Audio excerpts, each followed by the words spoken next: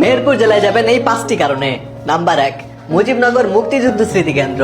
1971 সালে 17 এপ্রিল মেহেরপুর জেলার বর্তমান মুজিবনগর উপজেলার বৈদ্যনাথতলা গ্রামের ঐতিহাসিক আম্রকাননে বাংলাদেশের প্রথম অস্থায়ী সরকারের শপথ গ্রহণ অনুষ্ঠিত হয়।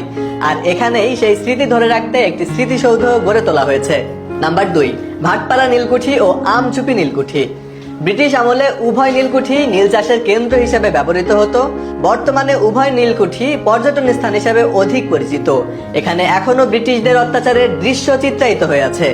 নাম্বার 3, স্বামী নিগমানন্দ আশ্রম, মেহেরপুর জামে মসজিদ, ভবানন্দপুর মন্দির, বল্লভপুর চার্চ, যেগুলো এর স্থাপত্য শৈলী ও ঐতিহাসিক তাৎপর্যের জন্য সমধিক পরিচিত।